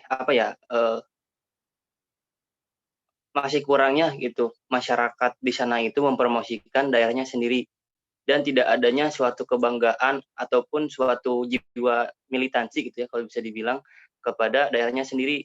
Padahal kalau memang banyak sektor gitu sebetulnya, karena tadi juga kalau dilihat-lihat teman-teman kan di PPTC itu ada dalam sektor pertanian, ada sektor industri, sektor perdagangan. Sebenarnya Cicalengka itu kalau bisa dibilang kota, saya anggap kota gitu. Soalnya sudah kota enggak, desa enggak gitu loh, kecamatan enggak. Tapi tadi poin yang diambil dari Teh Dina itu, Teh Dina tahu Cicalengka Dreamland ya. Cicalengka Dreamland itu adalah proyek dari almarhum Syekh Ali Jaber yang saya tahu, yang di sana itu ada bacaan Al-Quran paling besar gitu kan. Dan saya pernah ke sana, saya pernah survei ke sana. Kenapa saya ke sana? Didasari apa? Karena didasari kesakit-hatian saya. Dulu itu proyek itu adalah sebetulnya baik itu karena memang menumbuhkan perekonomian masyarakat ya. Tetapi tanahnya itu dibangun di atas tanah yang memang seharusnya tidak dibangun di sana. Di sana itu dulu ada wisata Bukit Teletabis. Saya masih punya fotonya. Mungkin teman-teman kalau sering lihat SW saya ataupun seperti apa, ada itu namanya Bukit Teletabis di Cicalengka, dekat juga sama kawasan konservasi. Kemudian Curug Cinulang gitu kan, dekat juga dari sana. Di sana itu dibangun Cicalengka Dreamland. Nah ini mungkin teman-teman ya sebagai pemahaman saja, pengetahuan. Itu dulu ada namanya Bukit Teletabis, tapi dibangun sampai sekarang, sampai semua diganti covering block gitu kan, tanah-tanahnya itu sudah sebetulnya tidak apa-apa, tapi yang dengan catatan mungkin saya sebagai basicnya pecinta alam, saya itu malah mengevaluasi dalam segi pembangunannya. Kenapa? Karena tanah yang dibangun itu sebetulnya tidak boleh, kalau memang dalam geografinya tidak boleh gitu ya, tidak boleh karena ceritanya tanah gembur loh gitu. Bahkan sekarang pun ketika banyak berita gitu yang beredar, secara kedalaman itu malah tanahnya itu sedikit longsor, si jalannya itu yang ke atasnya. Nah, itu sudah membuktikan bahwa ini tidak tepat gitu, sedikit memaksakan. Nah, kemudian bagaimana nih tadi pertanyaannya, cara masyarakat di sana ataupun di Mas sendiri mempromosikan gitu wilayahnya. Mungkin tidak sadar sebetulnya saya berbicara banyak seperti ini, saya ini seperti SPG ya jatuhnya. Saya seperti mempromosikan gitu daerah saya sendiri. Kenapa? Karena saya bangga gitu, saya bangga dengan anak yang memang sering dicap anak kota Bandung itu banyak fuckboy, saya tidak mau gitu ya. Sebetulnya kalian saja yang sering tergoda gitu ya sama anak-anak Bandung gitu. Padahal di sana banyak potensi yang luar biasa gitu. Ya memang kita akui saja gitu, untuk laki-laki dan wanitanya memang wah yahut ya untuk orang Bandung. Itu hanya guyon saja. Tapi untuk promosi dari kami juga kebetulan kan saya pun di Cita Alam sering saja gitu melakukan kegiatan-kegiatan yang seperti halnya webinar, tapi tidak hanya berbentuk webinar saja gitu, langsung praktek ke lapangan, misalnya latihan gabungan dengan masyarakat, kemudian memberdayakan pemuda-pemudi yang ada di sana. Sok yang mau, ayo kita selenggarakan acara seperti ini, kita ajak teman-teman yang lain, dan targetnya itu rata-rata anak-anak SMA gitu. Kenapa anak SMA? Karena mungkin pola pikir yang harus dibentuk ini minimalnya setidaknya itu dari masa muda itu di masa SMA gitu. Jadi dari promosi itu dulu ke anak-anak SMA dulu nih, kita racuni dulu nih. Ini kita tuh punya hal-hal seperti ini, kenapa kita tidak memanfaatkannya? Kemudian setelah itu adapun saya ikut di desa sekarang tuh ikut program seperti ya sebenarnya bina desa juga gitu ya. Karena kepala desa di saya pun sekarang membawa visinya itu dalam pembangunan ekowisata kebetulan, dan memang sekarang sangat digaung-gaungkan sekali. Tapi karena adanya COVID, pandemi sepertinya ya apa daya gitu. Kemudian untuk promosi juga di IG, sebetulnya ada IG Cicalengka gitu, teman-teman, bukan di IG ya, di Cicalengka itu kawan saya juga di SMA yang lain, tetangga SMA yang lain, itu teman saya mengelolanya, IG-nya itu sudah sukses. Kemudian waktu itu juga dibantu oleh Rian TV, kalau teman-teman tahu ya, yang membantu ODGJ. Rian TV itu adalah si Aryan itu orang Calengka gitu ya, orang kaca-kaca gitu dekat daerah saya. Jadi semuanya sebenarnya SDM-nya juga unggul gitu, cuman yang memang kurang ya betul gitu, promisinya saja yang memang kurang. Kemudian membahas mengenai tadi Salma, masuk kepada Salma, bagaimana nih cara mengelola gitu ya. Tadi juga dijelaskan di awal, karena memang kami sebetulnya sangat berharap gitu ya, sangat berpangku tangan kepada bantuan pemerintah. Kenapa? Karena memang dalam sebetulnya dana sih gitu ya. Kalau dalam aksi bergerak mah hayu-hayu wae. Cuman dari dana terkadang memang tidak, itu apa ya, relatif sih ya gitu kan, tidak semua orang mungkin tidak suka uang, semua orang juga ada yang suka uang, ada yang tidak gitu. Tapi untuk program-program yang seperti ini yang memang bermanfaat dan sifatnya besar, kadang yang menjadi kendala itu adalah di dalam dananya. Tapi kami tidak patah semangat gitu. Di sana pun jadi sebetulnya dikelola itu oleh Gabungan Pencinta Alam Gabung Timur saja gitu. Gabungan Pencinta Alam Sispalanya, Mapalanya, yang Mapala Unpad tuh seringkali ikut. Kemudian pokoknya yang di Universitas Vinaya Mukti itu, pokoknya pada ikut lah gitu membantu. Jadi tidak hanya berpangku tangan, kemudian sekarang pun sudah langsung seperti bermedia partner ataupun bekerjasama dengan Basarnas misalnya, kemudian dengan pihak-pihak instansi Polri, TNI. Nah, kenapa? Karena kalau kita terus mengandalkan dari pemerintah,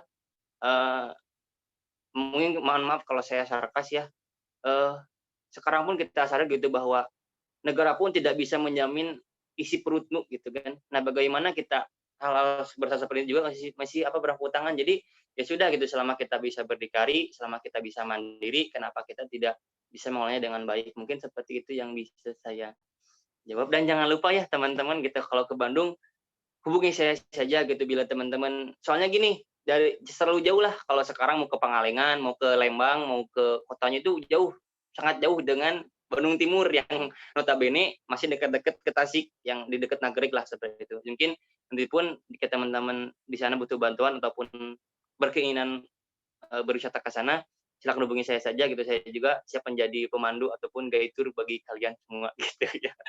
Terima kasih sebelumnya, mohon maaf apabila diselingi promosi. Selanjutnya mungkin pertanyaan. Semoga apakah cukupkan sebelumnya dari Teh Dina dan Teh Salma. Ya, cukup Dimas. Terima kasih. Iya. Selanjutnya mungkin ya kepada siapa ini? Siapa ini yang menjawab? Pertanyaan dari Teh Sepia Ade kepada Teh Ainur. Teh Ai, udah mau bisa menjawab Teh? Sudah siap? Iya bisa. Iya, disilakan Teh. Izin menjawab pertanyaan dari saudari Sepia ya. Mohon maaf, saya off cam lagi, takutnya keluar. Pertanyaannya, menurut pendapat Anda, apakah keunggulan SDA di Desa Wangunsari sudah dimanfaatkan secara optimal? Jika belum, bagaimana langkah yang harus dilakukan? Menurut saya gitu ya, untuk sumber daya alam yang ada di Desa Wangunsari seperti yang tadi, kayak yang dari pohon aren ataupun yang dari perkebunan singkong atau umbi-umbian gitu teh, sebenarnya mereka teh udah bisa memanfaatkan. Cuma mungkin masih di sekitar wilayah itu doang, jadi mereka teh nggak bisa ngejual keluar gitu. Padahal mah kalau mereka bisa ngejual keluar gitu ke sekitaran perkotaan, mungkin bisa dapat keuntungan yang 2 kali lipat gitu dari yang harga yang ada di kampung. Tapi mungkin ya karena itu ya nggak bisa mendistribusikan dengan baik. Mungkin itu juga disebabkan beberapa faktor kayak mungkin mereka teh gaptek, jadi kurang gitu, kurang teknologinya tuh sama pengetahuan-pengetahuan gitu teh. Padahal mah kalau misalnya mereka bisa gitu ya, kayak yang gula gitu atau keripik atau misalnya kue-kue gitu teh, mereka bisa ngejualnya ke all shop gitu kan. Kalau di all shop aksesnya luas, bisa dari berbagai kota. Tapi mungkin karena gaptek, jadi mereka ya udah cukup untuk di sekitaran itu aja, sekitaran kampung ini aja. Dan kalau gabut gitu, mereka teh bikin makanan untuk sendiri gitu. Ya syukur-syukur kalau misalnya ada yang mau beli, mungkin gitu. Nah, untuk selanjutnya yang Pangangonan gitu ya, yang tempat wisata, menurut saya itu sama sekali belum belum dimanfaatkan secara optimal gitu. Padahal si peluangnya tuh lumayan gede gitu. Kayak misalnya bisa menguntungkan buat masyarakat sekitar. Kan kalau misalnya udah ada tempat wisata, masyarakat tuh bisa jualan makanan di sana atau misalnya bisa nyewa hemokan gitu kan, itu lumayan. Terus untuk biaya parkir dan sebagainya lah. Tapi saya juga nggak terlalu paham gitu kenapa itu nggak dimanfaatkan dengan baik. Entah karena masyarakatnya yang gimana ya, nggak bisa mengurus atau mungkin pemerintahnya yang kurang memberikan pengertian atau apalah, saya kurang paham. Tapi mungkin itu sih ada yang sudah dimanfaatkan dengan optimal ya, seperti yang pohon aren sama umbi-umbian. Terus kalau yang pariwisata itu yang Pangangonan itu belum dimanfaatkan secara optimal menurut saya. Mungkin itu, Sepia, apa dapat dimengerti? Baik, Ai, terima kasih atas jawabannya. Baik, sama-sama. Selanjutnya saya kembalikan lagi kepada moderator. Oke, baik, terima kasih. Semoga jawabannya tersampaikan dengan jelas ya. Pada selanjutnya itu dari Teh Widi, Kang Widi. Maaf, saya sambil lihat Widinya ya seperti itu. Ini Widi bertanya kepada siapa? Kepada diri sendiri atau? Oh, Danau Citu itu siapa ya? Iya Mas. Oh, Firman ya, kirain Kang Firman, mohon maaf, kirain Kang Widi itu bertanya kepada diri sendiri. Maka kepada Kang Firman disilakan. Baik, terima kasih kepada moderator. Izin menjawab pertanyaan dari Widi. Pertanyaannya, bagaimana peran pemerintah dan masyarakat agar situ Citilo ini optimal dan terjaga kelestariannya. Untuk peran pemerintah sendiri itu lebih ke memberikan regulasi serta kebijakan untuk menjaga kelestarian situ Citilo ini. Selain itu, pemerintah dapat memberikan atau mengembangkan dana untuk upaya kelestarian dan untuk mengoptimalkan pemanfaatannya. Selanjutnya untuk peran masyarakat. Peran masyarakatnya yang pertama melindungi dan memelihara kelangsungan fungsi sumber daya air. Yang kedua melindungi dan mengamankan prasarana sumber daya air. Tiga melakukan usaha penghematan dan penggunaan air. Melakukan usaha pengendalian dan pencegahan terjadinya pencemaran air. Yang kelima melakukan perbaikan kerusakan lingkungan yang disebabkan oleh kegiatan yang ditimbulkan. Nah, mungkin seperti itu. Kepada Saudara Widi, apakah diterima jawabannya? Baik, terima kasih Saudara Firman, diterima. Baik, saya kembalikan ke moderator. Iya, oke, baik, terima kasih. Semoga jawabannya tersampaikan dengan jelas ya.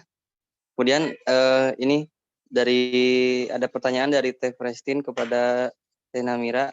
Kepada Teh Namira, sudah siap pastinya ya dari tadi. Silakan Teh Namira. Ya, terima kasih Dimas dan terima kasih juga untuk Persarin telah bertanya gitu kepada saya. Yang pertanyaannya yaitu apakah pemerintah sudah tahu bahwa kebun kelapa di Cukang Leles mampu dimanfaatkan dengan baik? Menurut saya sepertinya ya pemerintah belum tahu bahwa perkebunan kelapa di dusun saya dapat dimanfaatkan dengan baik mengingat kurangnya peran pemerintah untuk dusun saya. Jadi ya udah kita mah mandiri aja gitu kan. Terus selanjutnya dan apakah kebun kelapa tersebut sudah menjadi potensi utama di daerah tersebut? Belum. Menurut saya perkebunan kelapa di sini belum menjadi potensi utama dan cenderung hanya untuk pemenuhan kebutuhan perekonomian masyarakat masing-masing gitu. Karena di sini kan potensi utamanya yaitu pertanian tadi gitu. Apakah bisa diterima, Persarin? Siap, bisa diterima. Makasih, Namira. Ya, terima kasih. Saya kembalikan ke Dimas selaku moderator. Oke, siap. Hatur nuhun. Nggak salah jengna partorosan ti Teh Dea Puji Lestari kanggo AA Firman. Mangga AA Teh Dea eta nyangkeun jawaban ya. Baik, terima kasih kepada Saudara Dimas. Selanjutnya pertanyaan dari Dea Puji, pemanfaatan apa yang dilakukan oleh warga terhadap situs hulu selain untuk sumber daya dan perairan dan tempat budidaya ikan? Apakah pemerintah sudah memberikan perhatian khusus terhadap situs hulu tersebut? Nah, mungkin untuk pemanfaatannya sesuai dengan yang saya sampaikan tadi, mungkin yang saya tahu hanya itu. Dan untuk peran apakah pemerintah sudah memberikan perhatian? Firman, maaf suaranya kurang jelas. Iya, maaf. Apakah suara saya terdengar sekarang?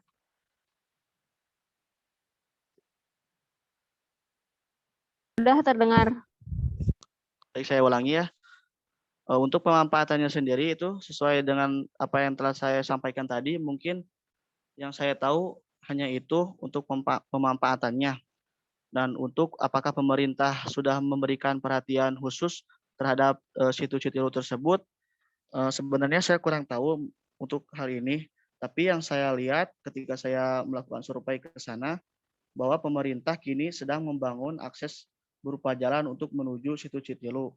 Dan di tempat tersebut juga sudah ada pedagang, terus untuk yang membawa kendaraan juga harus bayar parkir. Mungkin ini menjadi bukti bahwa pemerintah memberikan perhatian khusus terhadap situs-situs hulu ini. Mungkin seperti itu. Dia Puji, apakah jawabannya terima? Baik, terima kasih Firman atas jawabannya. Dapat diterima. Baik, saya kembalikan ke moderator. Ya, oke. Bentar. Oke, terima kasih ya. Berarti sudah tidak ada pertanyaan lagi dari rekan-rekan. Mungkin sudah dicukupkan saja ya untuk presentasi dari kelompok 3. Tadi pun Kang Firman sepertinya suaranya sering kali ini ya headsetnya itu. Enggak, ini mah soalnya dari kemarin-kemarin kan presentasi juga gitu, takutnya nanti mengganggu. Yang penting suara hati ke TDA-nya tidak terganggu ya. Ya itu hanya guyonan saja. terima kasih ya rekan-rekan telah ikut gitu dan memang meluangkan waktunya untuk memasuki mata kuliah kali ini. Semoga saja kita selalu dalam lindungan Allah SWT. Untuk yang masih sehat, semoga tetap sehat, dan yang sedang tidak enak badan ataupun sedang sakit, kita doakan semoga cepat lekas sembuh dan lekas gacor kembali. Mungkin seperti itu. Kurang dan lebihnya mohon dimaafkan. Sekian dari saya. Assalamualaikum warahmatullahi wabarakatuh. Waalaikumsalam warahmatullahi Waalaikumsalam warahmatullahi wabarakatuh. Terima kasih semuanya.